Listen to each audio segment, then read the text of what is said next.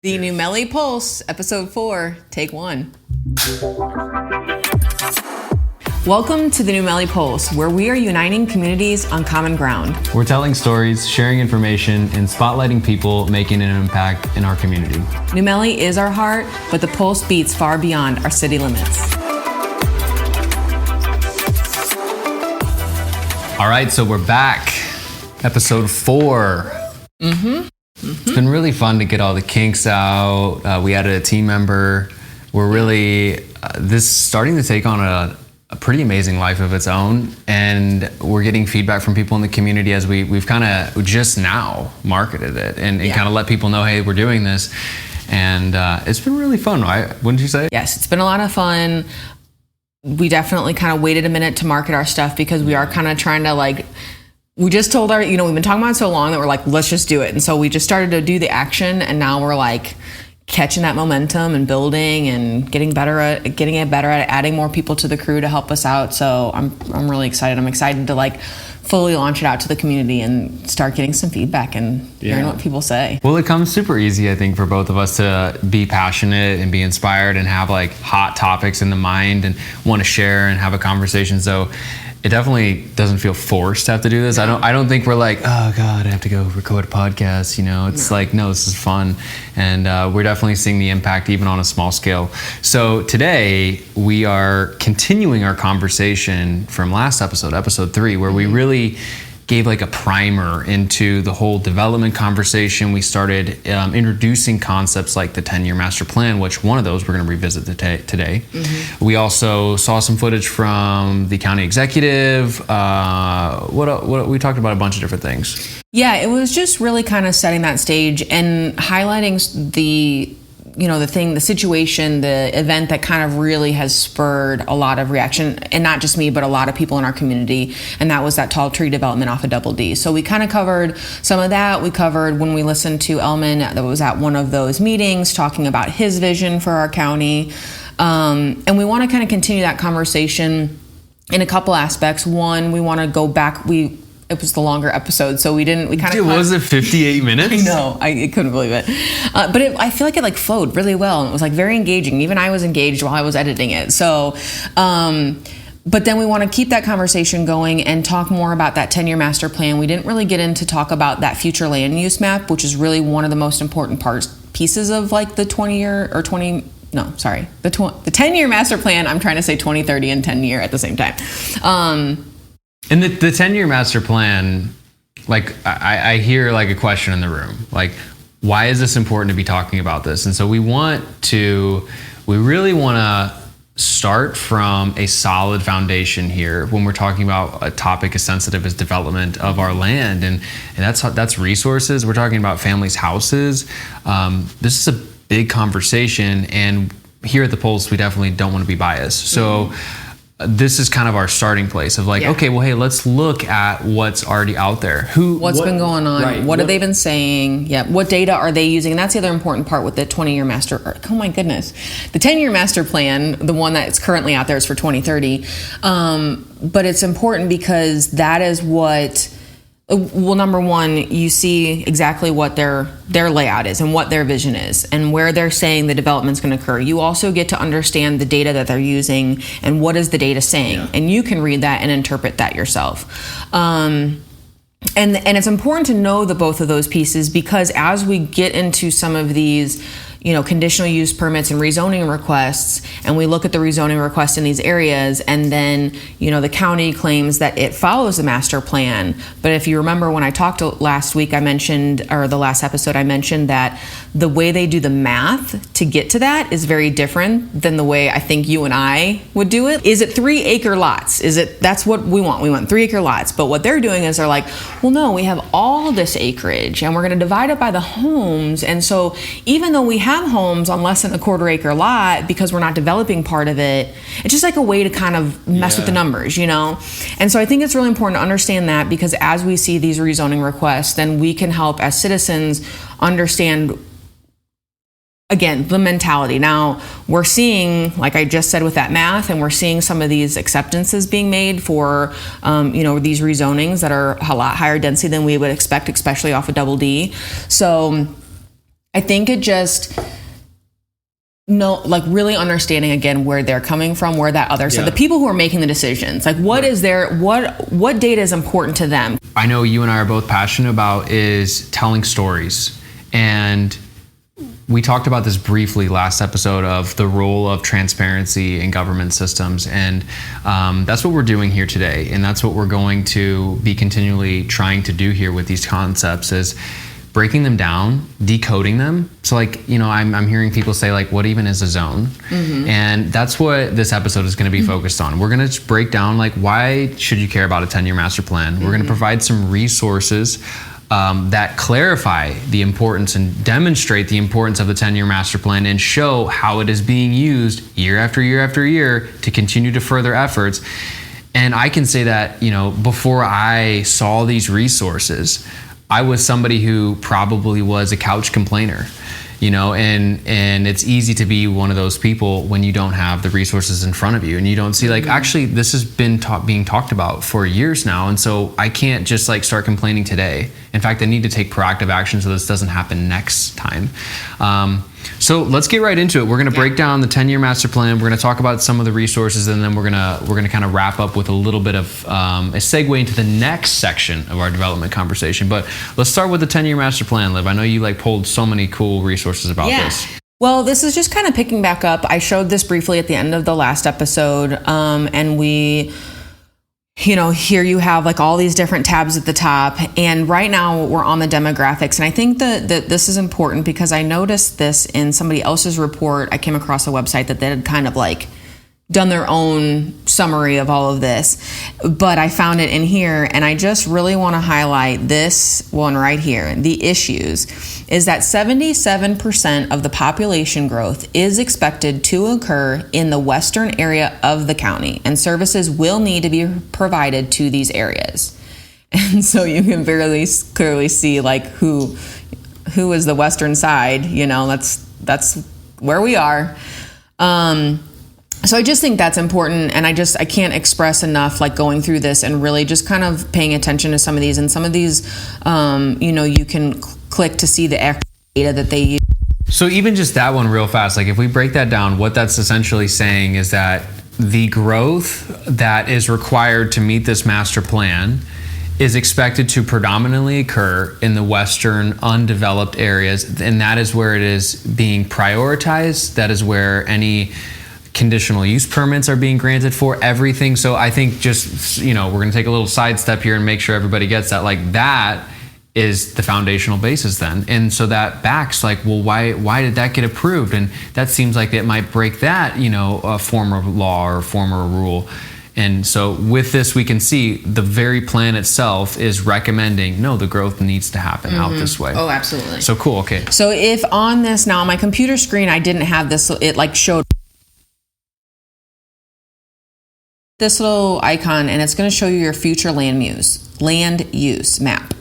And this is the part that's just super, and just to what you were saying, the point, this is what's telling us what they expect those zones to be in 10 years. And I'm going to actually switch over to a different view because that one gets... Maybe we could just give a TLDR, too long didn't read version of what is a zone? Yeah. For somebody who doesn't even know what a zone is, because I think there's definitely people who don't even know what is a zone and why should you care about what zoning is. That's a very good question. So I'm sure there's somebody out there that can explain this a lot better than I can, and I'm probably broad stroking it. But what they do is and specifically in our county, they've broken up these areas and they designate zones for them. And these zones are what is the type of land use that's going to happen in this area. So you can see here we've got a lot of this really light green, and the light green is our agricultural. Okay, so zoning governs acceptable use of land in certain areas and geographical areas. And when you are in a certain zone, then if I'm following correctly for everybody here as well, when you're in a certain zone, there's certain things that you can do as a developer, even as a homeowner, as a commercial entity. Yep. And then there's certain things that you can't do. And then there's ways to get things rezoned. Exactly. Which is what we're seeing happen. Yes. Yeah, and that's a great point, because the zoning does affect, the lot sizes, but also that like if it's a residential area, you aren't allowed to build a commercial business right in the middle of it. You know, so there are good things to this. Deerbergs zoning. might not be happening down the street from you. Right. And so you can have faith, and that's why. So if you're, you know, even as a new a family that's wanting to move to the area, you know, this is for you to look at and see if when you're choosing your home, what is the future plans of the land where you're at. Well, and you know, and there are absolutely people who love to be in, you know, in the middle of all the things happening, and who like, and that's the lifestyle that they want to live, and that's totally cool. I think, and we're kind of going to touch on it a little bit later, but even today I was having a conversation with somebody, and they were like, we were talking about, you know, the progression of development out here, and how, and she said, like, I moved out here to be in an agricultural area, in an open space area where we're not on top of each other. Like, that's why I moved out here. Well, and we're gonna hit back on that because we're seeing people continue to follow that trend, and now we're seeing it impacting our county. Yes, that's a plot twist. So on this, you do have your land, your legal, or oh my gosh. Here you have your legend and land use classifications. This is a little blurry right now just because I had to take a screenshot of it, but you can download the PDF from their website or that interactive map, and it's very clear to read. We'll throw a link directly to the PDF in the description of like the YouTube or whatever platform you're listening to. It'll be in the description down there. You can look at it. Yeah, also a great note too. We're going to try and do better about describing these things for our podcast listeners, but when you do have a chance and you get to a place where you can jump on YouTube, that is where you can come and watch the episode, and you can skip forward to the parts that we talked about it, and you can actually see all the screen recordings that we're doing so that you can kind of match up. The visual media that we show is impactful and adds a lot to the conversation. So anyway, so we've got our agricultural, and the interesting thing or the important thing to note here with agricultural is that when you go to build residences, it has to be on lots of 5 acres or greater. When you move down into, you know, then you've got your parks and open spaces, your rural residential uses, which is more out in our area, and that's where it's generally 3-acre lots, but clustering is encouraged. That's another important note to kind of pay attention to, because I've realized that's also kind of the caveat that they put to a lot of this of like, but we want it to be clustered because we want, in regards to being able to provide services to them. Right, so infrastructure. Yes. Okay, so water, and when we say services, we're saying water, sewer, electric even. Those are things provided by, maintained by the county, and it's the county's obligation to maintain those things, especially if they're in an incorporated area, if I'm correct, right? Mm-hmm. When we get into the unincorporated areas, that's where we might have some difference as to, you know, the county isn't obligated to bring water out. For example, I just know that the people who, you know, before New Melle incorporated, I mean, you know, New Melle had its own municipal water system, I think eventually, but everybody had wells out here. Mm-hmm. And there was... Everybody still does outside of the actual city limits. Everybody has their own septic too. Mm-hmm. So, go ahead. I was just gonna say, which is an interesting note, because I do believe when recently a topic came up, or a rezoning request came up for down Forestdale Roads right next to New Melle Lakes Park, and if I remember correctly, and I wanted to go look it back up, but I couldn't find it because New Melle isn't putting their stuff online anymore, so I got to reach out to them on that. But I'm pretty sure they had said at that point that New Melle couldn't service anymore because they're at like 98% capacity for like, I think it was like more like sewer type stuff, but that's why, and water, but now we're expanding all these water lines out here from Duckett Creek, which Duckett Creek is the county's water system. Got it. And if you remember last week when we were listening to Steve Ellman, that's one of the things he was talking about is like, now that we have our own wastewater and water system, we can start supporting more development, because, you know, it was all about supporting the developers. So anyway, so the other things are, we go into our low density residences. That's when you can have 1 to 4 dwellings per acre. And then, you know, it just goes up from there on medium and high densities. So there's multiple different types of classifications and land use classifications.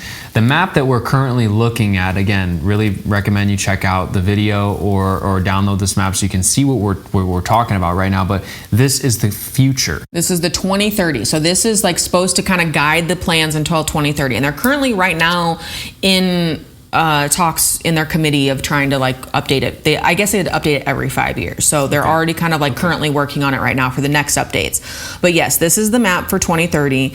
And when you look at the map, and you'll see basically number one, this always amazes me when I look at this kind of map of our whole county, because I never really realized until I got more involved in this. Like, we go, like, the way our county goes up north and east is like almost all, it's like touching Alton. It's into West Alton. We hit the Mississippi, man. It's like, I just never really think about that. That's crazy. And I think this is where we see a dichotomy and a split, because it's like we have a county that has people all the way at the same, line of St. Louis. Mm-hmm. And then we have people who are an hour and 15 minutes away from there in the same county, totally different lifestyles, totally different lands. Mm-hmm. Well, and it is interesting because that northern part of our county and eastern part, the northeastern part, is heavily also agricultural, but that's in a lot of floodplain areas. Right. Well, of course, that's how, yeah. So now that's what when you're looking at this map, you see that. Then you get into like the kind of middle section of our area, which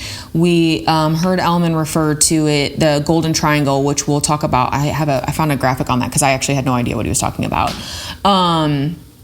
But you see, like here now, like in the middle, like along 70 and our 40, you're seeing all of that higher density, resident. Like we've got a lot of that yellow, right, which is that.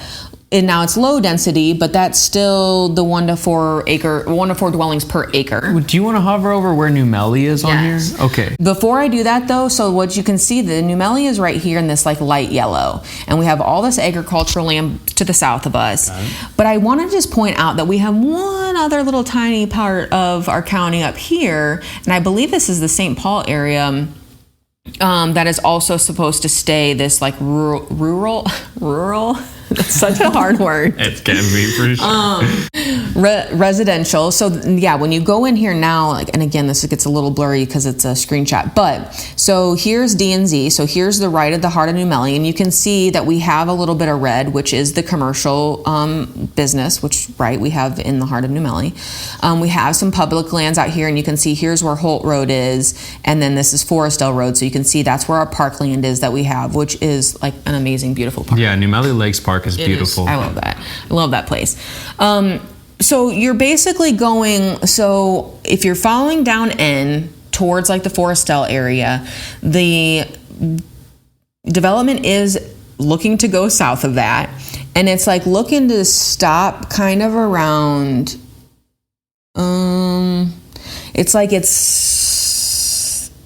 I don't know, what would you say? Like, that's Buckner Road off of N, which we know that's where the N extension is going to happen, or the David Hochul Parkway N extension that they're making. Well, so here's Dyer, and then here's Hopewell, and that's N. So this is the new subdivision Harvest is right where you're circling your mouse at now. And so is that Darden Creek? Is that what this is? This is Darden Creek. Okay, yeah. And this is what people have been really concerned about, and the talk of the town is them crossing Darden Creek. Right. Now, I don't know if there's other reasons why they're not.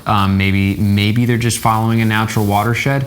Maybe not. Maybe it has something to do with the water treatment. I'm not sure. But that is the Darden Creek line. Mm-hmm. That is the Darden Creek line. So it just, we've just got this small little chunk of land here that we're just trying to keep. Now, I shouldn't say small, because south of us is that agricultural, which is the 5 acres. But we know when we go into that area too, that's very hilly terrain, heavily densely, aside from like the farm furnace fields, but there's a lot of trees. That's not exactly the most easiest area, I would think, to develop money wise. Like you're going to put a lot of money into like developing that. Right. So, I guess that's my question that I have a lot that comes into my mind when I look at all this stuff, and it's like, oh, but we're leaving this, and oh, but we're leaving that. But it's like, but are you doing it because you have to? You don't really have another option? So anyway, I don't know. I just wanted to make sure I pointed that out, because that is like, this future land use map is a really important map. If you're looking at moving to St. Charles County, if you're wanting to move within St. Charles County and somehow you can magically afford it still, definitely look at this map. Definitely look at this and decide, what are the important things to you? Do you want to be around some of these areas? Like Cottleville has also grown a lot, and it had kind of some similar vibes to, I feel like, some of our small town, especially how it used to be. Now, I will say I feel like they've done a pretty good job. I don't go there too often, but I feel like they have done a really good job of like developing, but still keeping it really beautiful and like still kind of keeping some of that small town charm. Like they have, so anyway, there's obviously a place for all your different needs here in the county, but here in this part of the county, we've all moved out here to be part of this rural life. Well, and it's affecting us, and people are making moves. And again, we're going to look at that at the end of the episode. We're going to look at how this is affecting the county at the end of the episode. Let's quick recap on the 10-year master plan. So what Liv was just showing on the screen, the future land use map is one item of the 10-year master plan. And the 10-year master plan, you can think about it like a business plan for any business. So this is the way that the county is governing their plans, their administration. It's what the administration looks to as the guiding docs. So I love how you bring up like for all the new families and for people currently living here, because that plan, you could probably go and see that same use map 1 year ago. That's one thing is I tried to look it up and I couldn't find an archive. I really wanted to go back and I wanted to see like, what did the 2010 year master plan look like? I really want to go back that far. And like, if anybody has any of those files, like somehow like you saved it, that would be really cool. Send them in. We would love to show people, because that's one thing that we like doing here at the Pulse is juxtapositioning the past with the current, how it's changed, if it's really changed, and like what's the impact from that. Yeah. So seeing, the county's master plan really changed. Right. That's kind of what I would be curious to see is like what, and maybe it didn't, maybe it's just always been like that, because as I've like started to, and we're going to see it here in a minute as I show you a couple other things, the mentality does seem to just be grow, grow, grow. We need more money. It's all about bringing the money in. So, and we all know that there's other aspects of life, but to again reemphasize why this master plan is so important is that we don't, I mentioned this earlier, we don't want to be couch complainers. We want to be informed citizens. We want to be people in the conversation. People forget that our forefathers of this country, they started this country out of taverns. They started it out of cafes. They were really upset, and so they got together and talked about it. How do we expect to make change if we don't talk about it? That's why we're starting the conversation. So let's re-emphasize why this master plan is so important with two resources. We're going to talk about the 2023 State of the Union, and then we're going to look at the 2024 annual report. So the first thing is State of the Union. Yeah, and the big thing that I want to show specifically for this conversation is just more about kind of the mentality with our parks. But I would really encourage everybody, this is the one from the State of the Union from 2023 or the state of the county, I guess, is from the county executive, Steve Ellman. He presented this and had a lot of data around our county of, even like some police response times and first response, like crime rates, all that kind of stuff. So I think it's very interesting to watch. It's not very long. I think it's important to just watch and kind of understand, like, again, it's really just important for us to all understand the data and, just like you said, be informed citizens. So the thing I want to say about this one is in regards to our parks. And this is like kind of, when I heard it just continues to like kind of ring in my head, and I think, and it's a question for the citizens, is like, is open spaces and public parks and places where we can go do these outdoor activities, since we no longer have the land to do it, is that important to us? And do we feel like the standards that they're trying to achieve is good enough for us, or do we need to tweak it? Right, because ultimately all of our public officials are representations of our values. And it's our tax dollars. Exactly. And so this isn't, I think the invitation here is always like stepping out of complacency together, because I think we have slowly fallen into that. And then we have really brave people and people who are bold and being like, no, I'm starting my own group. And they start these movements, and they go and they talk about it. They attend the meetings. There's people out there, they know who they are, and they have been diligent with this. There's people, I'm like one included, that's like, I really need to start really paying attention to these things. So let's take a look at this video. Well, we're gonna listen in here. Okay, cool. How do we stack up? I've been told this story before. I guess I'll maybe tell it one more time.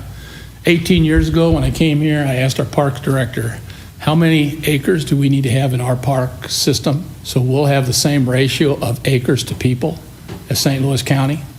And she told me, I forget what it was. I think it might have been 1,000 acres or something. I said, okay, that's our goal. Well, as you can see, we passed 1,000 acres. Problem is, we've got 40,000 more people since she made that calculation. So we still got a little ways to go, but hopefully we will be able to get to that point where we have the same number of acres per people as St. Louis County. It's interesting. It's interesting how it's not even discussed. Why make a comparison to St. Louis County? Why make a comparison to St. Louis City? Who said that anybody here wants to be like St. Louis City or St. Louis County? Like, when did St. Louis City and St. Louis County become the comparison mark? Are we going to compare our crime rates to St. Louis and St. Louis County? Maybe we should think about, all of that stuff. When did we decide that? Right. As that's going to be the mark of our parks.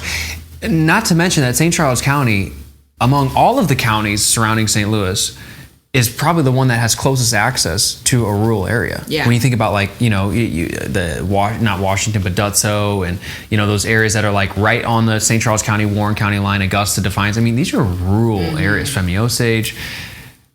So where did we go from St. Louis and Delmar and okay. And I also thought it was interesting too, just like 18 years ago, we just like picked this number out. Now, I did do a little bit of research. I started to go down a rabbit hole, and I had to back myself out because I didn't have time, but it was distracting me. But there was some sort of like precedent set back in, I want to say, the 40s about what is the right amount of like open land park space per citizen. And actually their rates were like 1,500 acres per 100,000. Wow. But I don't know. I don't want to like completely quote that because, like I said, I didn't have enough time to like fully read, because there's like more parameters too. Like that obviously would change if you're in a metropolitan downtown area versus, so like there are some fluctuations there, but I do agree that, and when you look at these numbers, so what, we're 33 acres ahead of St. Louis City? It's pitiful. The city. Let's take a drive down St. Louis. There's Tower Grove. There's a couple of really big parks. There's a couple of like, areas like that. And then I'm thinking to myself, I'm like, oh, St. Charles County, like, okay, Alton, way to Defiance. Oh, right. 33 more acres of parks and free land, and so this isn't a slam bash thing. No, but really, you're right, because those would have been St. Louis City. Yeah, and I don't want to slam bash like the parks directors and people who are like, hey, like, we don't have the resources. Like, well, that's fine. We do have a lot of rural open free land. But when you say that everything we need to do is to grow, and I think the point here is that why are we making a comparison to St. Louis City? To me, like, that is the biggest point. Like, why are we measuring against that figure? Because that tells me about the envisionment of the future density of people. That tells me about what the land's going to look like. I mean, I get a whole visual picture of like, it's going to be Highway K everywhere.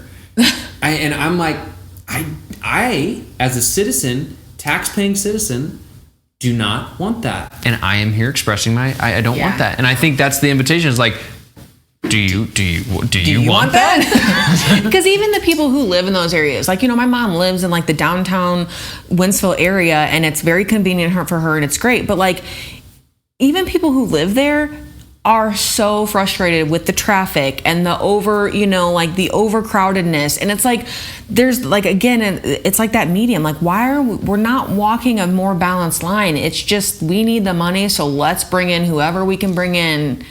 And I get that. I mean, I get it at the end of the day too, like, to be able to provide county services and to be, I understand that there is a money component there, but like... It is, but we never ask the question. And why are we so afraid to ask the question, are we doing it the right way?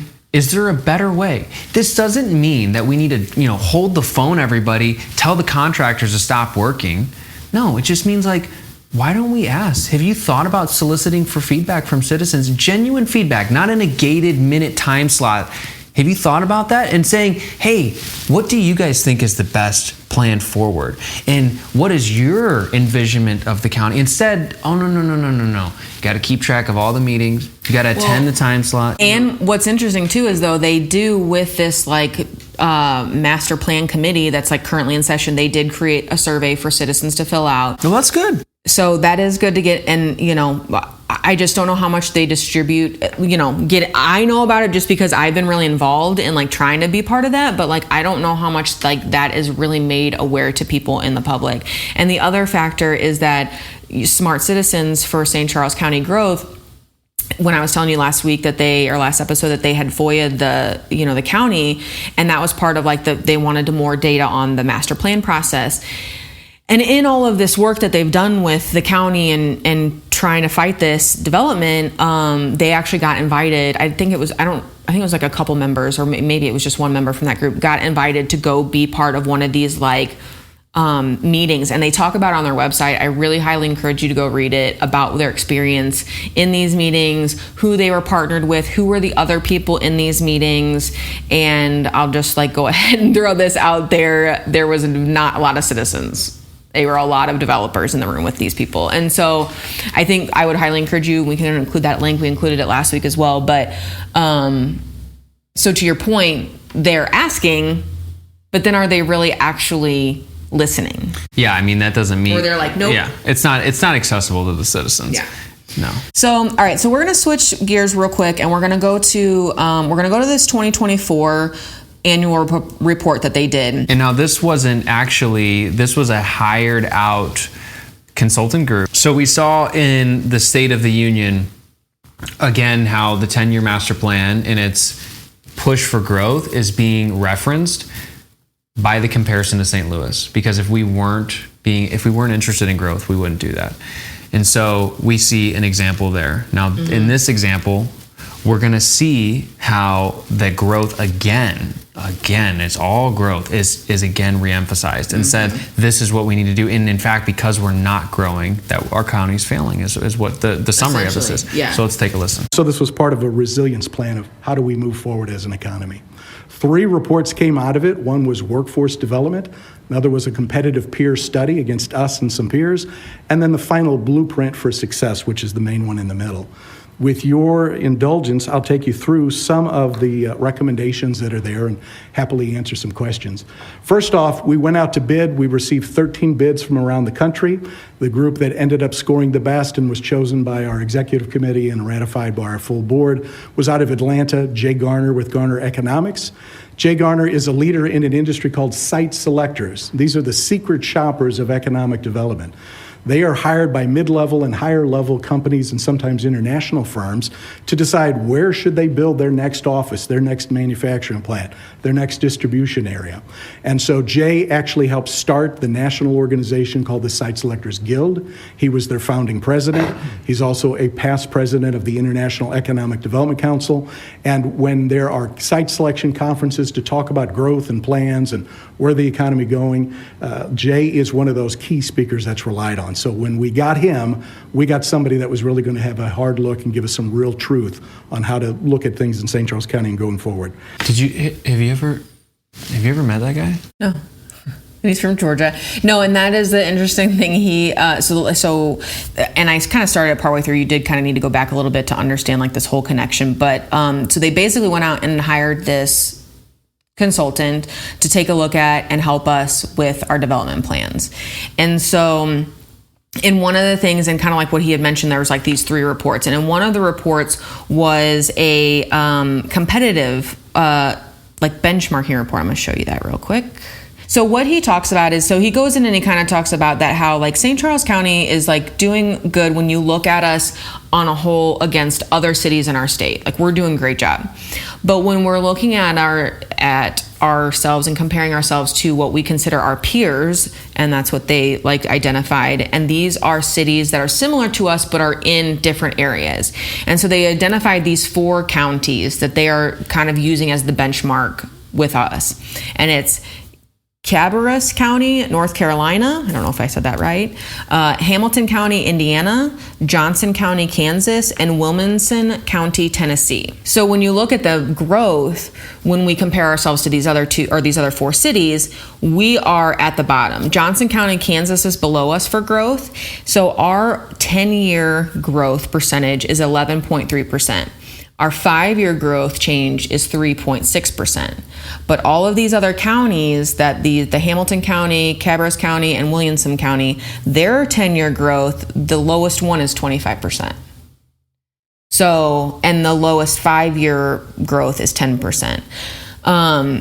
So I thought that was really interesting. So again, we're benchmarking against counties that are growing at a much higher rate than we are. Okay, so that's like the benchmark that they are using to determine if we're good. Right. So then it's interesting because he goes on to say how we had the rate of people that we had moving into our county at one point was at 10,000 a year.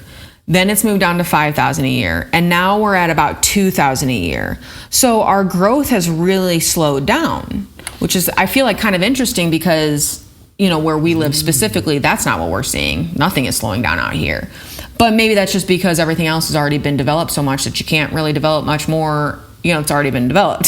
So I'm going to skip ahead here. And I just want you to hear this because when I heard it, I was like, oh, okay. We are quickly running out of land. That doesn't mean we pave everything everywhere, but we're running out of big tracts of land, and we're running out of opportunities for a variety of things. So it's interesting to think about, okay, so we're running out of land. I mean, I think St. Charles County, you can pull up a stat. You saw the map. It's a gigantic county. So my first question is running out of land for what? And that's what he says, for opportunities for various things. And so I think this is where, again, I used the word cloistered in the last episode. And I mean that because, you know, these are conversations happening behind closed chambers. And to me, I'm just like, and I know so many people out here would be like, are you serious? Yeah. We're running out of land? I mean, they would probably start getting a little angry. Yeah. Like, you're going to make a comment like that? Really? You think we're running out of land? That's interesting. So yeah, I felt like that was just running out of land to develop.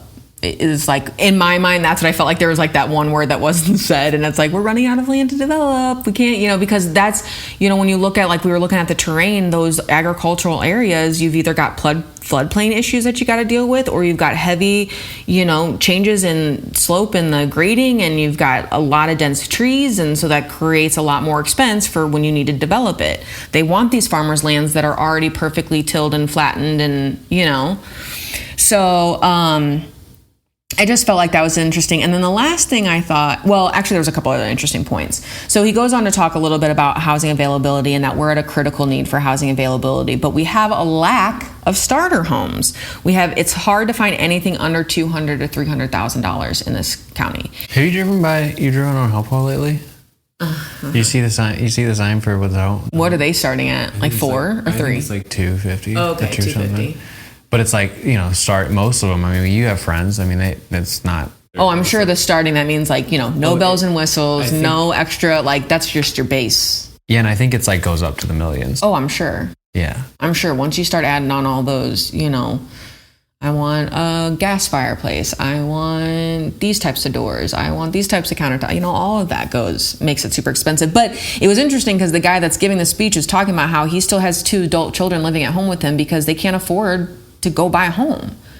So it is interesting. They can't afford to buy a home in St. Charles County. Right. And this is again, in like just hang on here. Like give us a couple minutes. We're going to wrap around to what's happening in the county. This is real statistics because that is the fact that there's a lot of people who can't, like you mentioned earlier. When we bought our house in 2008. So we also lucked out. That was when, you know, all the real estate market was pretty volatile and had like popped. And, but my husband and I talk about that a lot now, that like, there's no way that that was our starter home to us. And so there's no way, especially out here, that we would be able to afford to buy a home with 3 acres of land anymore.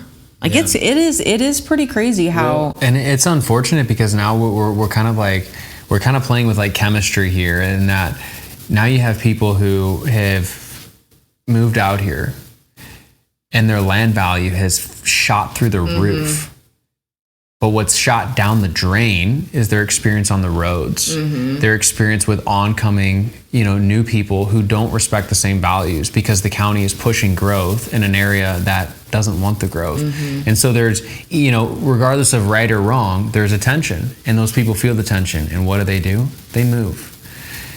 And we're gonna talk about that move, and it's making an impact. Well, I think that is really interesting because I'm gonna skip ahead to where he said this next part that in this earlier too, like I encourage you to like take the time to listen to the whole thing. Obviously, I'm for time's sake going over a lot of stuff here. So this is the interesting part because earlier in this talk he talks about crime rate, and he talks about how St. Louis, and even Ellman in 2023's State of the Union talks a lot about that too, about like St. Louis County, St. Louis City's crime rates, some of it coming into our county because the St. Louis isn't prosecuting the way they should have been, and so just talking about those kind of like dynamics. Right. But he said, in the beginning earlier, he talked about how St. Louis, again, same thing, one of the top 10 dangerous cities. But then we have O'Fallon in our county that's like one of the top 10 safest cities in the country, okay? So then I thought it was interesting that he says this. So people are leaving the region. People are waiting longer to get married. They're waiting longer or not even having kids. I just celebrated our 40th anniversary, my wife and I. Our kids are almost where we were at 10 or 15 years into our marriage, and they're not even married yet. They don't even have serious girlfriends. So people are waiting longer to have children. So the birth rates are down, the death rates are up. We used to say 10,000 boomers a day were retiring in the U.S. Now we're at 10,000 boomers a day dying in the U.S. So folks are leaving the area because of crime. The population is dwindling. So he said they're leaving our area because of the crime. And I'm like, that's interesting, because I didn't think our crime was that bad, like as a whole, as a county. So, but then in the 20-year or the 2030 master plan, the 10-year plan, there is an interesting graph. Well, this graphic actually was created by somebody who I was talking about who had created their own graphics just from the data. But this is the data from that plan. And if you look at where from 1992 to 2020, it's the wealth migration of St. Charles County.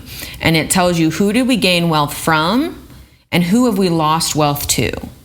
So if you think about that and you look at, of course, the obvious, who we gain wealth from: St. Louis County, St. Louis City, Jefferson County, Madison County, and St. Clair County. Yeah, I mean, it's point out billion and million here on the screen. I mean, yeah, we got an incredible, I mean, times 10 influx, way more than times 10, 3x from St. Louis County than we did anything else on the chart. Yeah. People, which is, that's $3.39 billion is how much we gained from them.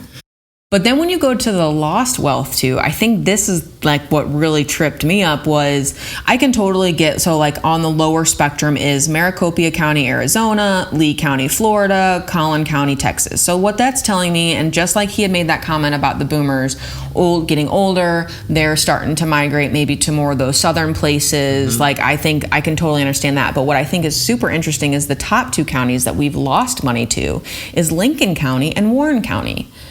And I suspect why we're seeing that is because they moved here for that ruralness and that rural vibe and like being out in the country, and that's been totally encroached on, and now they're moving out to the areas that do have that. Well, and I would agree with your suspicion there, and I would say to everybody who's listening and watching, why don't you go and have a conversation with a stranger that you meet out here in rural St. Charles County? Why don't you ask them what they think about the area? Why don't you ask them, how long have you lived here? And do you want to still live here? Yeah. Do that to 10 people and then pull your results, and kind of see what you're getting, because to summarize like what we're seeing here and the importance, and this is why we chose to talk about the 10-year master plan specifically in this episode and to show how important it is. Their narrative has not been changing. It's never changed. But what has changed is people's response to it. And so we're seeing people vacate the very county that they want to see growth in. I mean, I feel like we should be dinging a bell. Hello. Right. Hello? Well, because even that gentleman was talking about, when you listen to the whole thing, and he's talking about his kids again, and he talked about that he would love them to be in this county, to be with family. And it's like, that's the part to me that gets so frustrating, because it's like, but they can't. Why do you think they're still living? Even if they're not married, they're still living with you because they cannot afford to buy the homes here. Because we've outpriced, because we have entertained developers to the point at the cost of our citizens. I think it's clear that, like, how could you not be frustrated? How could you not feel even misled? You know, there's this promise and this choice that a lot of people make and say, you know what, let's move out of the urban areas, let's move into the country. And then it's like they raise their kids, and you know, like your son, like you probably don't want your son to live in St. Charles County. Maybe you do, maybe you don't. Maybe you don't even know how he's going to afford housing. You know, and so these are things where it's like, it's really challenging now, not for one or two people, it's challenging for thousands of people to even meet their basic needs, to continue their family line here. So I think we need to kind of like address what we're seeing here is this philosophy of like growth westward, or to just, you know, or rural areas, development. People vacate the area because they're not happy. They go to another rural area. The development continues to grow. Like nothing has like, and then nothing's going to change. And there was a rapid progression, right? Like there was a certain age, we know when St. Charles County went overnight, you know, basically there was a stat, we were one of the fastest growing counties in the country at one point. You know, and so, yeah, people remember who have grown up out here, Highway K was all fields. It's not now. No, it was like a blinking stoplight. Right. And so let's think about that and think about what is where our area is now, where it's like, you know, there's not a stoplight around here. It's stop signs. But you go further, we got the Warren County line about 10 miles west of here. Okay, people are moving there. I'm glad I have property in Warren County. I'm glad I'm building my house in Warren County. But I know that Warren County, if we don't change the philosophy, because then it's gonna right, and really, like, how is this sustainable? Right. Like, I like to think about this in terms of like business operations, right? Like, we all want to sit back and be like, economics, and let's keep money in the country, and I'm all for American-made, you know, stuff. And it's like, are you? Your development practices are completely contradictory to that. You are leaching resources everywhere. You go through one area, you bring the property value down because you make it an urbanite, suburbanite area full of plastic houses. You rip all the trees out. Ladue already knows, don't do that. Your house value stays high. And then people leave. And then the people who live there don't have the same values. They don't care about their neighbors because they're coming from foreign areas. Because that's the only people you're going to get to live in those plastic homes. You're not going to get the people who are longtime residents to live in a plastic house that's on a shameful spot of land that used to be a beautiful, picturesque view, and now it's a view of a freeway and a couple of, you know, like convenience stores. I mean, this is not the life that people choose, but then it happens, and then they move. And then the development just keeps going, and it happens again and again. And I think the question we have to ask ourselves, like, when is the philosophy going to stop? How, and this is what we're going to talk about this, the impact that this is making on not only just, you know, the environment, but on people, on, you know, social, psychological things, like, and the environment. The ecological impacts are massive, and sometimes it can feel like they're unrepairable. Well, I mean, you look at like going around our county, and I look at those places that did have that huge boom back in the 90s and early 2000s, and some of those places some of those strip malls are already struggling to have tenants stay in them. Exactly. And, you know, like, let's take a page out of our friends' books. I mean, we hope to have one of them on, but we are not here advocating to stop growth. We're advocating for smart growth. 100%. We're advocating for intelligent, rational, and community-led growth. I think that the people in charge, and when I say the people in charge, the elected officials who are operating in a capacity, I don't know that if you ask them honestly, do they feel like they're actually representing their community? And why is that an important question? Because those are the people who are living in the areas. Those are people who pay for the roads. Those are people who pay your... And so, why don't we ask the community? Why don't you ask yourself, like, what do you want to see the county be like? You know, what are your values? And again, always going back to your values. What do you want to see here? And are you seeing it? And if you're not, how are you going to take action? Right. to make it that way. And I think the really important part, like you just said, is the word smart, like smart growth. Like we understand development's going to happen, progress 100%. Is going to happen, and that's okay. But like, let's build the roads first. Exactly. Let's make the infrastructure safe for the people first. Yeah, maybe not as many people are going to use that road right away, but if you know that you're about to develop 4 tracts of 300-acre plots of land, because that's what I started to say earlier, and I totally lost my thought, but one of the slides that they showed when the Highlands came back up was this slide that, and I believe if I remember correctly, it said 2021 was like the original like date of this map. So very clearly years and years before this, where they had identified 3 huge chunks of land that they were interested in developing.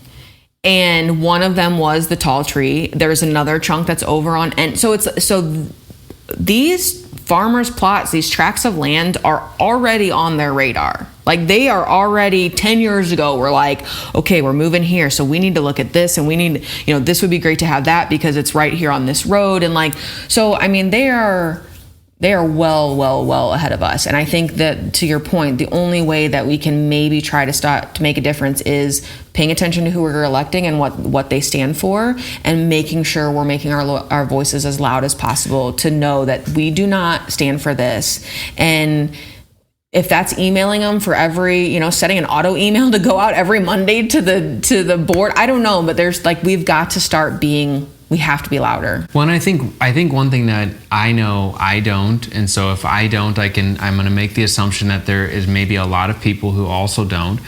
We don't find the time to ask a very simple question. It's like, what do I want to see in this county? Mm-hmm. And can I write that down in a sentence? Mm-hmm. Can I write that, if I'm, in the elevator, can I give somebody my elevator pitch of like, this is exactly what I want to see in the county? And then how does my life reflect that I am taking steps towards that? And I think this is the issue that we have. It's an issue that is both community-led, and I do want to bring us to the point to where it's like, we're not sitting here finger pointing at the people who decided to, essentially, let's go develop all this land and then blah, blah. We are also accountable. And I do want to always continue to hold the mirror up in front of, like, each of us is very powerful, and we're even more powerful when we bring 2 or more people together. I mean, we're 2 people here and we're like making a lot of ruckus and creating a lot of conversations about something. Right. So it's like, imagine 5, imagine 6, 10, 20, 100. It's like time, and when people come together and they are united on common ground, like, I mean, miracles legitimately can happen. Things will shift overnight.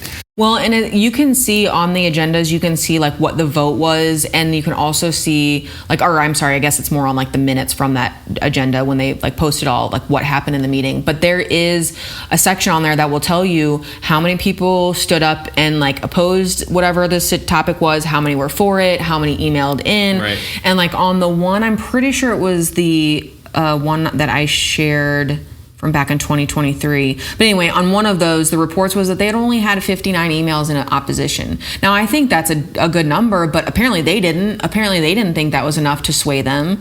And then there was only 9 speakers against it, but they only allowed, they put a cap on how many people could speak against it. So I think that's the other thing is like, even though there was emailing and even though there was a lot of people like paying attention and like engaging in like the Facebook groups and stuff, it is taking that next step. And I'm just as guilty. There were plenty of times where I had every intention of sending an email and it just like, my day got away from me, things got crazy and I just didn't send it, and it's like, and to your point, that's on me. That's like my accountability as a citizen is I have to do better. And even if it's just like literally, I think my problem is I make it a bigger deal in my head of like, I need to write this very formal letter and realistically, it's just as simple as being like, hey, I'm a citizen here and I do not support this. Well, and because 3 points. And with Smart Citizens, a lot of times they would even share like, here's some templates you could use to like base your email off of. So I think it is about paying attention, having the conversations, helping each other know where the information is. Hey, did you see this? Make sure you go look here, watch it, do your own, make your own opinions, and then get involved and make your voice heard. Well, and yes, 100% to all those things. And one additional thing is, I think we all need to just like slightly, kind of like you're waking somebody up from a sleep and be like, hey, like you can make a difference. Mm-hmm. You can make a change. Like you are the ones they're working for. Yeah.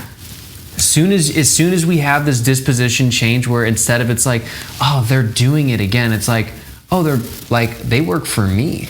And that it is such a good point to make, because I do feel like in just general, we've been beaten down a lot to like not think that man. Like we have a say anymore, and like our vote doesn't matter, but it does, and our voice does absolutely matter. And when you look at historically, big things have changed that have happened, and especially even just in our county, and this will be a totally different topic, but you know, we've seen some massive change in this community created purely from citizens like drive and growth and like pushing it. Not from an elected official, not from a group of moms or a group of citizens, and so again, it is like, you know, they don't want us to think that we have the power, but we do still have it. And that comes in uniting as a community and standing strong and, you know, having those conversations. So yeah, we have to define what community will be like, and we all play a part in that, and we are the ones in charge. I mean, this isn't about being arrogant and being like, you know, waving a big "don't tread on me" flag. No, this is about being peaceful and being like, simply being aware of what actually. Nobody can take that birthright away from you, and it's really more us and how we wield it. And so, dude, I feel we could continue talking about we could continue to talk about this, and we are. And this is why it's a series, and this is why we're gonna break things down, because honestly, if we tried to do it all in one episode, it'd probably be like 4 hours. Oh my gosh. We'd need like multiple coffees. Yeah. It wouldn't happen. So this has been in this episode, we really have broken down the importance of the 10-year master plan. We've shown some supportive resources that further demonstrate how the 10-year master plan is used in multiple instances and referred to in all of these little nuances about growth being the most important factor, the common denominator about the plan. It's reemphasized in throughout the years in multiple different occasions, State of the Union, annual reports, and we kind of like wrapped it up with this like impact that it's having and how we saw statistics. This is 2020. Let's take a look at 2025 statistics eventually. Like, you know, people are leaving the county and moving to adjacent counties, and we're losing millions that are not more that. Populated, that do not have more services than we have. Like they are very rural agricultural areas. So like they're not moving because they're like, oh, it's Chesterfield, great, I can go to Red Robin down the road. No, they're saying, oh, great, I don't see my neighbors. Yeah. Please, though, do submit on this development topic. What are things that are important to you guys? We've been asking that throughout this whole episode.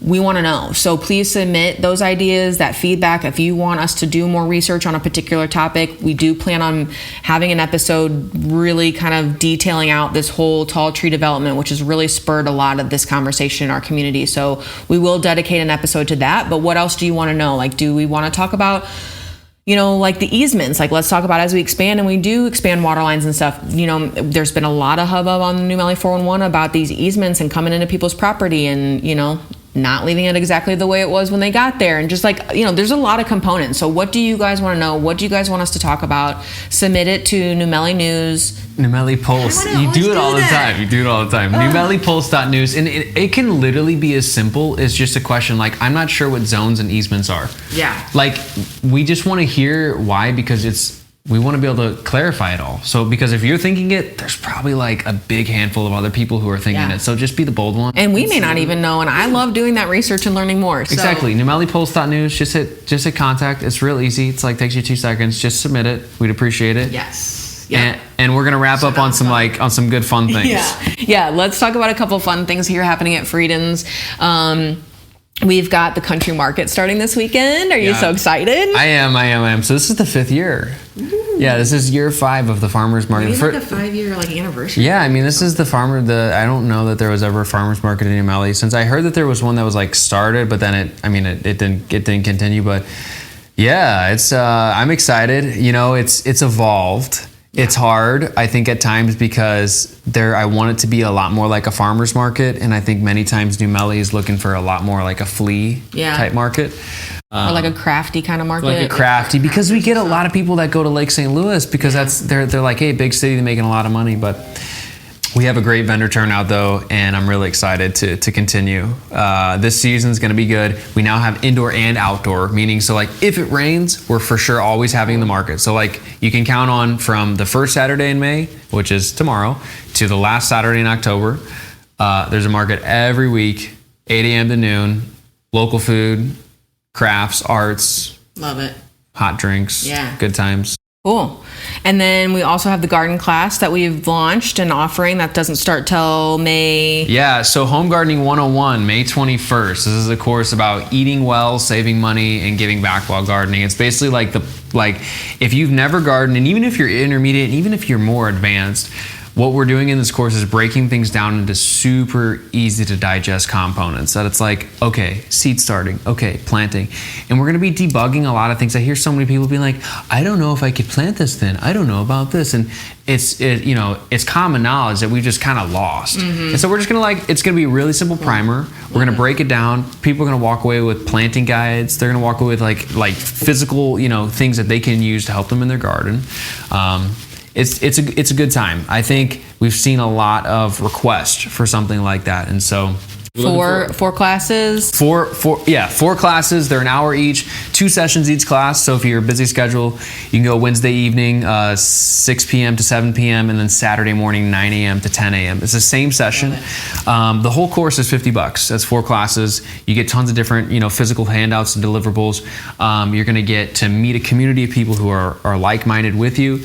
You can also buy the courses individually too. And then that's cool that it's Saturday. The Saturday option is kind of cool because then it's during the farmers market, so you'll be able to then do a little shopping. Exactly. Cool. Sweet. Then we have a rummage sale coming up, right? You and Gina are organizing a rummage sale. Yeah. Wentzville had their Wentzville citywide garage sale last weekend, and I actually didn't even get a chance to go out there, and I was super bummed. But then I also kind of had FOMO, and I wish we could do that out here, but it gets a little tricky with our back roads and us being so spread out. So we're like, why don't we just do that here on our parking lot? And we'll just have it'll be like a rummage sale. Everybody bring their stuff, bring your tables. It's a small investment, $10, and then that'll get you a 10 by 10 booth space. And you can get more space if you have more stuff, but bring your table, bring all your fun stuff, the stuff you want to sell, whatever it's clothes or, dressers or furniture or whatever. So I think it'd just be fun and just be everybody kind of, our own little flea market. For sure. So people can pay cash on the day, but you are asking that they all sign up prior. We need to make sure you have enough room. Yes. And so for the rummage sale, and if you want to be a vendor at the farmer's market, you just go to newmellecountrymarket.com. Yeah. And you'll be able to find all the info for both of those there and sign up super easy. Yes. So again, you said rummage sale, $10 a table. Farmer's market. And wait, I didn't say date either. It's going to be June 1st. And it's going to be from 9 to 1. It's a Sunday. It'll be 9 from 1. People come and set up at 8. Cool. That's exciting. And then yoga has been going really good here. I've been really impressed with the consistency in the classes, and everybody's feedback seems awesome. So that is continuing. Yep, we got 2 dates set up in May. I just launched those on our page, so you can figure those or go see those and interact with the event. So it saves onto your calendar. Yeah. But we have a Thursday. We try to do it on Thursdays, but we are going to switch it up one of these days and do a Tuesday just to see if that gives some more variety of people being able to attend. We did recently have an awesome sound bowl healing session here. It was it wasn't just sound bowls, it was a lot of different instruments. But I was here actually working, and I peeked in while their session, and the entire, sanctuary floor was covered with people. They were all lying down on their yoga mats with blankets over them. It was That's wall to wall. Yeah. Wow, and, really? Oh yeah, amazing. dude, it was really cool. And then they're walking around with big bowls, and it was you could feel it in the building, the sound of the bowls, they're Wow. Yeah. It is cool. Yeah, it was very cool. So yep, we've got that set up, and then I'm working on getting the June calendar ironed out too for that, so we can have that up. So yeah, please come. It's $10, a very affordable price to drop in. You can pay ahead of time, pay at the door. One of our local, Amy Na, one of my best friends, but also local to this area, she is our yoga instructor, and she just is we talked about her before. She's just such a fun spirit, and she brings a good energy to the group, and so it's just a nice way kind of wind down at the end of the week and have some you time. So that's what we got going on here at Frieden's, and we're going to keep adding more fun to it as we go. If you are interested in hosting your own events here, reach out. We also still have some office spaces available on a subscription basis, so that also helps make things a little more affordable. You don't have to have an office 24/7. Maybe you only need it a couple days a week. We have that availability here. So check us out, Frieden's Community Center here in New Melle. The oh my God.